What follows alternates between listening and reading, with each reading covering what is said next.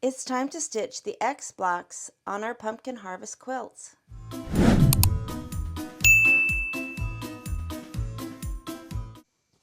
The X blocks are these cute little flower looking rows for the quilt. There are 3 rows of these X blocks and it's a lot of piecing, and so I thought I need to get started on these and take a break with pumpkins. I've stitched the small and the medium pumpkins and I need to get going on these X blocks. So each of these blocks have 4 squares of color. I have my squares just grouped with grays, blacks, and oranges, and these will just be random. Each flower, I'm going to call it a flower, or each X has the same fabric, but there's just a random mix of fabrics. Then in the center of each of these little petals, there is a little tiny square of the same fabrics, but they're mixed. So for example, if I have a black X, I can do a gray or orange center. If I have an orange, I can do gray or black. And so that's again random, and I have all of the little squares cut for that. And then of course I have all of my background fabric. Now this is a lot of piecing. Remember, I am doing 3 quilts, so I have triple what 1 quilt would be. Now there are 9 X's in each quilt, so that's 27 per quilt. And so how this goes together is the little or the larger squares will make the little petals, and they have the background fabric snowballed in opposite corners to make that petal shape. Then this little center row, it's like a little sashing row, has the background fabric rectangle, the little square of the print fabric, and then another piece of the background. And then to sew this together, I need to take one of the petals, a little sashing background piece, and another petal, sew those together to make the first row. That little sashing with the center makes the second row, and then the third row will be the same as the top. And then once those are sewn, then the 3 rows will be sewn together.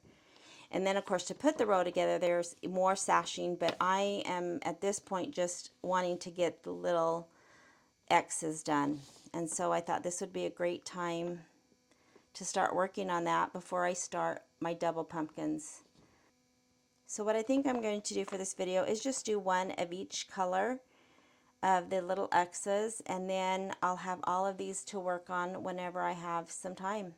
Alright, so let's get started on our cute X blocks on our pumpkin harvest quilt. For these X blocks, they start out exactly the same way as the leaf block for the pumpkins. And I am going to take my larger squares and put 2 of the background squares in opposite corners. I'm going to be using the acorn glue. It's called seam align glue. And again, I am just going to put 3 little dots, and then I'm going to line up this corner, right sides together, and do 1 in this opposite corner. And then I'm going to do 3 blocks. So I will do all of the gluing, and then I will press them with an iron so I can take them to my machine and sew right down corner to corner. I did not mark these.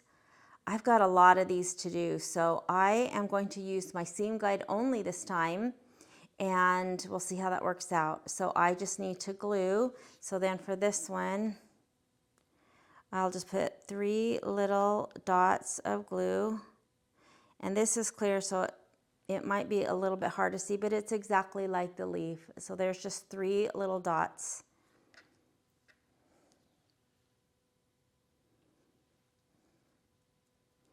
And every square will look like that.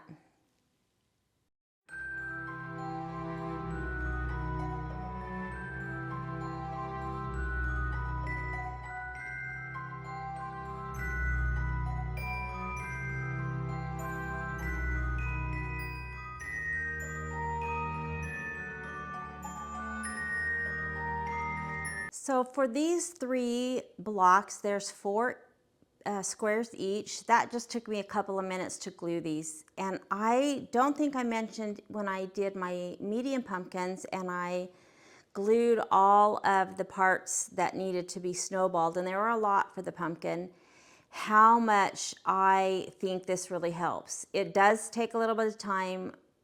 I mean, for these 3, it just took me a couple of minutes. For my pumpkins, for all of my 18 pumpkins, it took me, I didn't time it, but I would say between 15 and 30 minutes, if that, to do all my gluing and then pressing to dry the glue. And it saved me so much time, because once these are dry, I just can pick these up. They won't shift. I can give them to my sewing machine, whether I've drawn the line or not, or just use my seam guide like I'm going to do on these. But it was so fast. I think it's worth the time gluing, rather than sitting at the sewing machine having to place each of these each time you want to sew. The gluing is so fast, and I don't think I really stressed that enough when I did my medium pumpkins. To me, this is worth the time that it takes.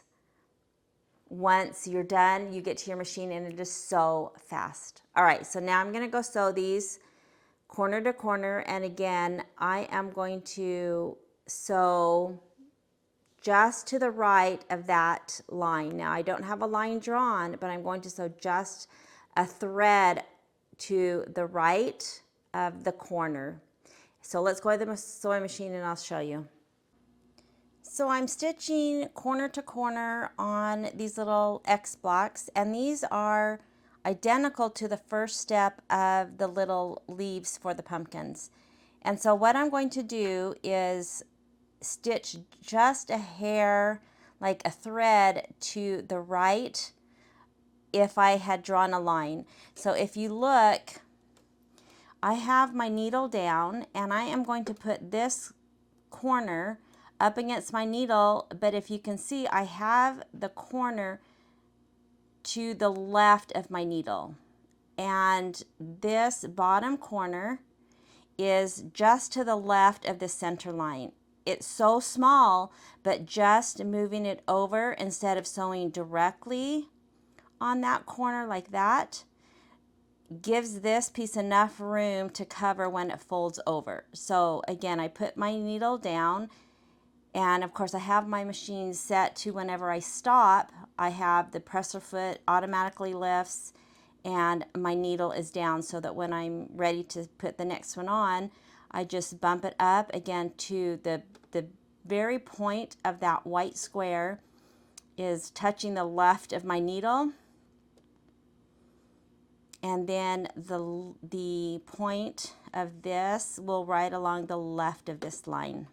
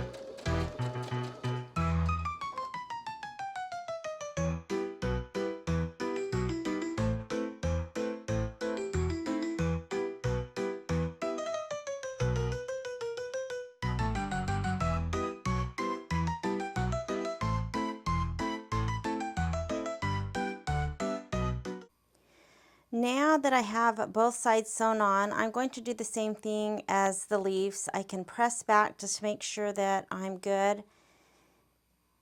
Those will be the corners, and then I need to just trim off about 1/4 of an inch. I'm just going to use scissors. You could use a rotary cutter and a mat, but I think scissors are much faster. The only difference between these and the leaves is that the seam is going to be pressed towards the corner. On the leaf, the seam was pressed towards the green fabric. So these I can just finger press, and they're already headed in that right direction. And then I will just press. All right, so I'm going to get all of these done, and we'll move on to the next step.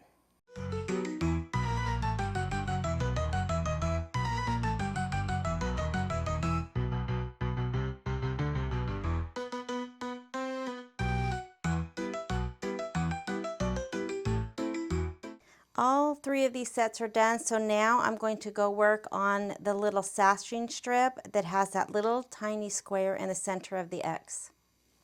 So with these set aside for right now, I'm ready to do the little center sashing strips that are going to go in between the little X blocks.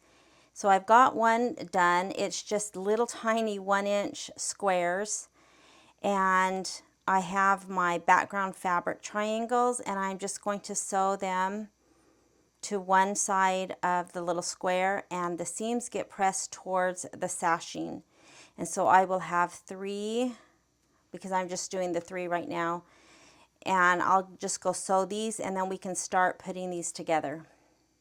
I have all 3 of those sewn for these first samples, and so now it's time to put these together. So let's just take the first one, and these will, of course, again, form a little X. And so I just need to spin them so they look like a little V, and this will be the same, except it will be, upside down.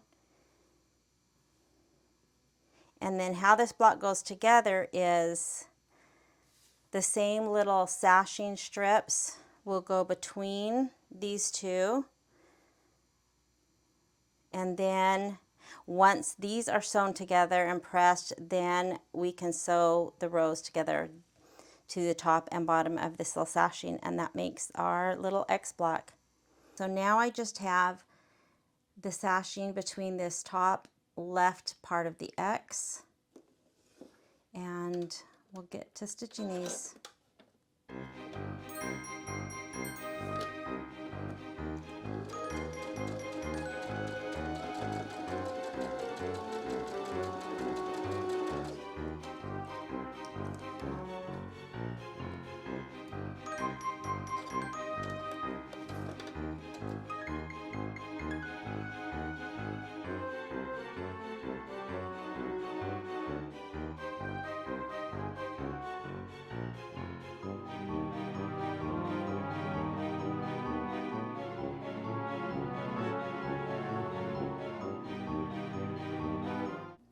I have the top row and bottom row stitched, and I wanted to point out that I didn't really say this very clear. So when I stitched mine, I stitched the left side first. So I stitched the sashing with this little top right corner, and then on the bottom piece I stitched it with the bottom corner and then added my second piece. However, when I chain stitch all of my pieces, I've got a lot of these to do for the 3 quilts. These are identical. They are not stitched any different. So if I flip this one over, you can see that they are exactly the same. So what I will do is I will take 2 of the 4 that I'm making the X block with, and I will stitch those exactly in the same orientation with this little fabric background in the top right. I'll add the sashing, and then I will add the second piece with the little fabric on the top left. So you can see they're identical. I don't have to do them any different. And I didn't really make that clear because I was trying to point out that they form an X. So when you stitch them exactly the same, then you just flip one around and they're exactly what we need. Now, when I press these, the seams get pressed towards the sashing. From here on out, everything that we're doing, all of the seams will be pressed towards these little background, I'm calling them sashing, the background pieces. So the seam is pressed towards this little sashing piece, and on the little center, the seam is pressed towards the sashing or the little background piece.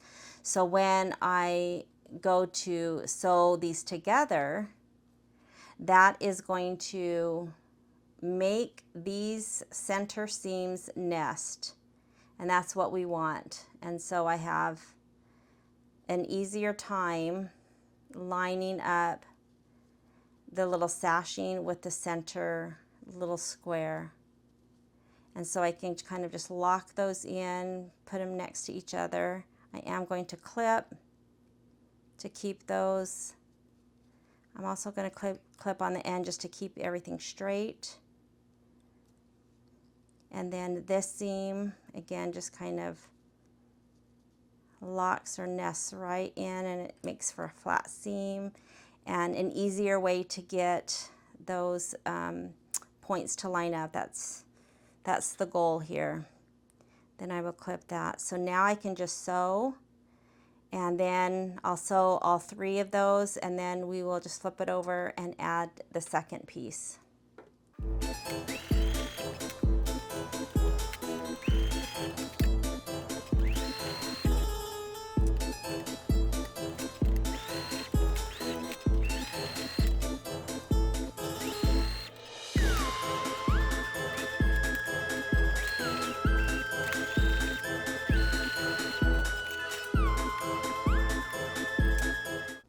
So now when I open these up, the goal is to get those to line up, and they look good.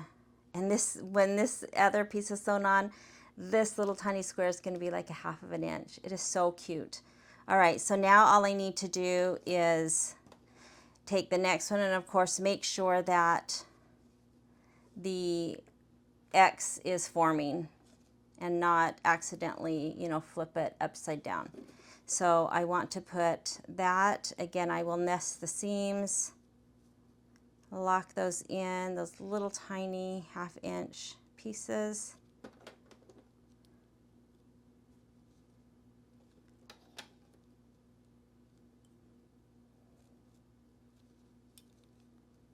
Now I'm not, you know, I'm not perfect on the ends, and it's okay. It's fine. Now I can sew that side, and I will do for all 3, and then we will go press and look at our blocks.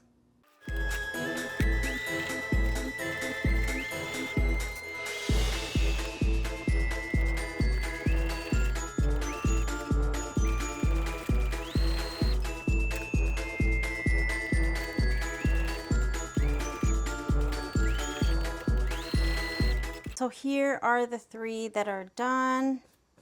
I think they look great. Now they're not perfect, but I am extremely happy with them.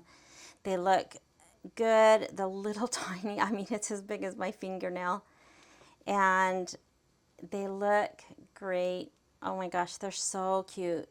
These are a lot of work for these little blocks, and there are, again, 9 per row, and there's 3 rows, so there's 27 of these per quilt. So let me show you how I'm keeping organized since I'm doing all 3 of my quilts together. So when I first pulled all of my large squares, I laid them out. Now I tried to look at the pattern picture. Again, you can't see the entire quilt, and it's just printed on paper. And I'm not using the exact same fabrics, but I kind of went with her coloring. So if she had a black fabric for the first flower, I did black. She had an orange or gray, and so I laid them out in the order. So this is obviously row 1, row 2, and row 3. And I took a picture because it's easy for these all to get out of order, and I like this. It's kind of an overall general mix of colors, but of course you don't have to be this organized. You could just do all of your X's and then lay them out. That's probably what most people would do. But once I decided what I wanted for each row, and again, I have the stacks. This that I took a picture of is for 1 quilt. So there's 4 of the little background fabrics, you know, so that would be for 1 flower. So then when I got those done, here's the rest of row 1. The 3 that I did are the first 3 in that row. Here are the rest that I have just done the corners, and they, you know, I just have them in order. Again, they probably won't stay in that order, but it doesn't matter. So I have those ready to go, and then to do this little center, I just picked a random mix. Now what I did when I was cutting all of my fabric, when I was prepping this, when I had small pieces left over, I just started cutting 1-inch pieces of all of my fabrics, and I even have more. I don't think I really counted these. I just did a whole bunch, and if I don't use them, I'll put them in my scraps and maybe do something with them. So I have just a random mix of all of my fabrics, and so now I just looked at the color and wanted a different color. For example, if I have a black flower or a black X, I don't want a black center, and the same for the others. So I took a look at my first row. This is only my first row, and I said, okay, well, here's the black, so I'm going to do an orange center. My next is orange, which is the second one we did. I did a gray center. With the gray, I did black. My next one, that's orange, I did black. My next gray fabric, I did orange. I just did a random mix. I tried not to pick the same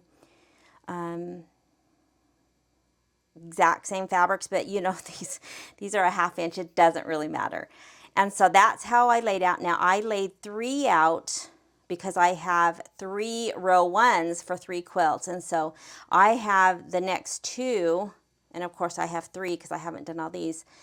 This would be for row 1 for all 3 quilts. So then when I get that done, I'll do the same thing. I'll look at row 2 and I'll say, okay, this is an orange, so, you know, I'll go through and pick, you know, a different black or gray or whatever and do the exact same step. I'm only going to do it for 1 row at a time because it's a lot. Because here is row 1 for 1 quilt. So what I did, and again, I just did the exact same thing as far as fabrics for all the quilts. So here is my second quilt, row 1, and my third quilt, row 1. This is a lot. This is a lot, and so it's a lot. So here is then I have row 2. They're all in the same order. Again, they don't need to be. I could have just randomly, but sometimes I kind of like the same thing. And then here is row 3. So you can see I have a lot of these cute little blocks to do. So I am going to, of course, put 2 and 3 aside. I am going to finish row 1 for 1 quilt before moving on to the next. So I have these half done. I will now take my little pieces and start, you know, sewing from here over with these and making those little sashing strips, and I will do everything again in chain piecing. So I will do all of those together. I'll compress everything and then kind of do like I did these 3, but I'll have 6 to do. And then from then on out, I'll have 9 because I have 9 per row, and I will just do all 9. So I will stitch. I've already got all these glued, and let me tell you, the hours that I spent gluing these, I just sat and watched some sewing videos on YouTube, and it did take me several hours, but I will say that this makes the sewing so fast and so easy because I don't now have to place every corner and put it through my sewing machine. Or, of course, I could have pinned as well, but they're done and they're ready to go, and I can just sew and not have to place it and then sew and then pick up another piece and place it and sew and then pick up another piece and place it and sew. And I did not have to draw my line because I'm using my seam guide, and I think these turned out great. You know, they're not perfect. I can trim them up, but I am really happy. And so I've got a lot to do, and so that's why I wanted to get started on these little X blocks.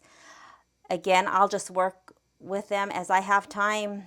And so I'm going to finish this very first row for the first quilt, and then I'm going to start working on my double pumpkins.